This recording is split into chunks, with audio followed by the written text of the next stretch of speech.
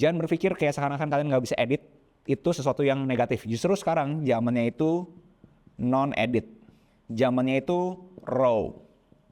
Zamannya authentic. Ini durasinya dari 0 sampai 10 menit. Nah, ini kalian harus tahu kira-kira di bagian mana yang kalian itu pengen coba kalian mark dan abis itu akan menjadi suatu konten. Jadi gue udah bikin beberapa akun YouTube dan gue pengen hari ini sharing semua yang gue tahu tentang gimana caranya kalian itu bisa bikin akun YouTube yang menghasilkan. Pertama kalian harus tahu sekarang itu zamannya itu udah beda. Oke, kita ngomongin di zaman sekarang media sosial itu yang udah 2.0, di mana algoritma itu merakyat. Maksudnya apa? Kalau misalnya kalian di sini yang agak ingat di tahun 2020, 2019, 2018, pada umumnya algoritmanya seperti apa sih? Pada umumnya adalah kita itu sebagai end user, konsumen, mencari konten. Nah, thanks to yang namanya TikTok, akhirnya ngebuat semua orang tuh punya kesempatan yang sama. Gimana caranya? Sekarang bukan konsumen nyari konten, tapi konten yang nyari konsumen. Alhasil kalau misalnya kalian butuh atensi, butuh orang nge-view kalian punya konten, tenang aja. Algoritma akan mencari konten kalian itu cocok dengan orang yang seperti apa.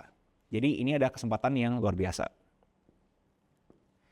Nah, kedua, niche itu udah nggak penting. Ini adalah zaman emas buat kalian yang di sini banyak banget keterampilan-keterampilan yang kalian pengen ngomongin. Kita bayangin kalau misalnya kita ngomongin di 10 tahun lalu, orang kalau misalnya ngomongin media sosial, kalau misalnya lu mau jadi kreator pasti bilang, oh lu harus pilih bro, lu harus pilih jadi mau fashion influencer, mau beauty influencer, mau jadi food blogger, harus milih kan ya. Sekarang nggak harus. Kenapa? Karena sekarang orang-orang itu udah ngelihatnya itu pengen manusianya. Lebih detail lagi, nggak cuma keterampilannya doang. Jadi sekarang kalian tuh harus pikirin, kalian itu ada punya keterampilan apa aja. Jadi buat kalian di sini masih kebingungan, kayak niche apa ya gue ya? Pikirin dulu kalian punya keterampilan apa aja. Contoh, kalian itu adalah seseorang yang jago Excel, ya kan? Terus kalian itu di sini jago olahraga, kalian suka lari. Terus kalian itu di sini juga mempunyai keterampilan untuk bisa public speaking. Nah, ini ada 3 hal yang berbeda kan yang kita setuju ya. Kalau misalnya kita ngomongin 10 tahun lalu, orang bakal bikin konten Excel tersendiri, konten lari tersendiri, konten public speaking sendiri. Sekarang kalian tuh punya kesempatan untuk bikin ini udah langsung jadi diri kalian aja. Contoh exercise seperti apa? Adalah kalau misalkan kalian itu ngeliat suatu sapi. Sapi kalian lihat pasti biasa aja kan? Kayak oh yes cuma sapi gitu kan nih. Kalian lihat orang lari ya biasa aja ya kan? Another sapi. Nah, orang speaking skills, orang punya keterampilan untuk ngomong, kalian berasa ya biasa aja gitu kan nih. Nah, itu ada sapi nih, sapi Excel. Lari itu adalah like-nya kalian itu coba lihat kayak sepeda. Sepeda biasa aja kan. Public speaking itu kayak orang tuh lihat kelapa, biasa aja. Tapi saat kalian gabungin tiga-tiganya, sapi naik sepeda sambil minum kelapa, jadi ini tuh dapat nih irisannya. Di sini, ini adalah niche-nya kalian. Ini yang bisa bikin kalian beda. Jadi buat kalian yang di sini masih bingung kayak mau mulai dari mana, mulai dari sini. Apa yang bisa bikin kalian beda? Nah, begitu udah dapat tuh niche-nya, kalian tuh harus mikirin suatu sistem. Yang bahasanya gue itu adalah CWS, Content Waterfall System. Selalu fokus mulai dari kita ngomongin namanya long form. Jadi contoh kalian di sini udah bikin suatu konten, ini durasinya dari 0 sampai 10 menit. Nah, ini kalian harus tahu kira-kira di bagian mana yang kalian itu pengen coba kalian mark dan abis itu akan menjadi suatu konten. Contoh di sini mungkin kontennya ini jadi kontennya thread. Contoh ini kontennya jadi YouTube Shorts. Contoh ini akhirnya jadi konten IG carousel. Alhasil kalian bayangin, kalian tuh bikin konten cuma sekali aja, tapi langsung dapat 4 distribusi beda. Kita ngomongin pertama long form, jelasnya pada umumnya itu YouTube, tapi sekarang udah dinamain Spotify. Terus thread, ada YouTube Shorts, ada IG Carousel, atau ini pun bisa diganti jadi TikTok. Ini sangat mempermudah kalian punya hidup untuk kalian itu bikin konten sekali, tapi langsung distribusi baik banget. Ini nggak banyak orang kerjain karena berasa kayak ini tuh semua harus beda. Enggak. Kita ngomongin konteks terhadap kita tuh kalau misalnya kerja harus efisien. Kalau misalnya mau efisien, konten waterfall system adalah jadi temannya kalian.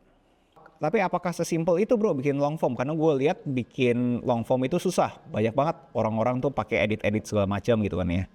Sekarang kalian lagi hoki banget karena gue lihat lagi ada suatu tren di Amerika Serikat yang harusnya pada umumnya pasti ke Indonesia, bakal datang ke Indonesia, yaitu adalah yapping. Jadi orang tinggal ngomong aja. Kayak nggak usah banyak edit-editan, orang tinggal ngomong aja. Banyak banget kalian lihat deh, di kalian punya explore page, atau kalian itu juga coba cek di YouTube search kalian, banyak banget konten-konten tentang yapping doang. Jadi jangan berpikir kayak seakan-akan kalian nggak bisa edit, itu sesuatu yang negatif. Justru sekarang zamannya itu non-edit.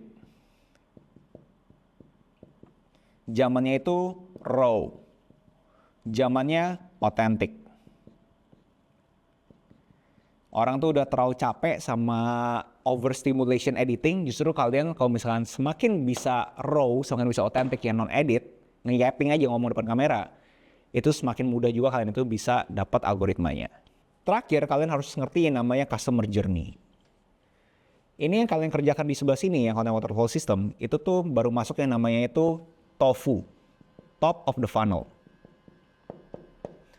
Kalian tuh harus ngerti yang namanya BOFU, bottom of the funnel. Nah, di tengah-tengah ada yang namanya MOFU, middle of the funnel.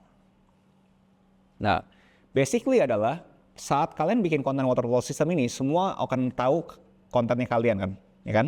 Di sini kalian dapat ya view segala macam. Kalian harus punya suatu rumah digital di tengah-tengah ini buat orang tuh tahu lebih detail kalian. Dan di rumah biasanya apa sih? Kalian kasih appetizer. Ya kan, kayak orang masuk ke rumah kalian, pada umumnya kalian tawarin sesuatu ya pada umumnya. Kalian kasih air putih, kalian kasih makanan ringan, apapun di sini. Nah, fungsi apa? Buat kalian tuh dapat yang namanya itu database. Kalian tuh own the audience. Karena kalau misalnya TOFU doang, di sini tuh kalian masih run audience. Karena siapa sih yang punya database audience-nya? Bukan kalian. Tapi yang punya platform.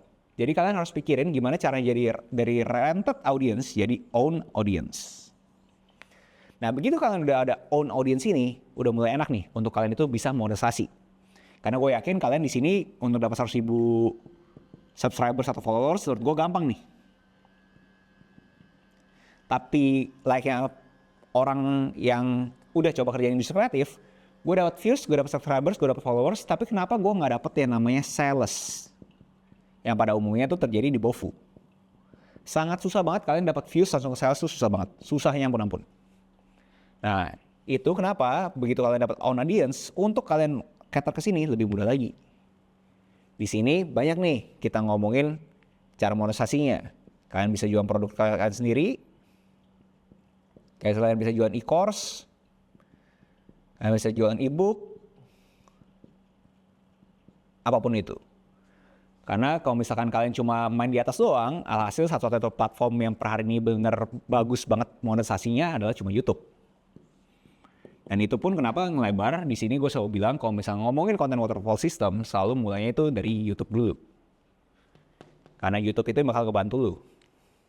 Tapi begitu lu udah dapet nih semuanya, harus nusuk ke sesuatu, BOFU ini, dari rumah digitalnya lu, rumah digital lu pindah ke sini, apa nih produknya lu? Lu harus pikirin. Karena kalau kagak, baik lagi. Lu cuma dapat 100.000 subscribers, tapi lu kagak dapat apapun.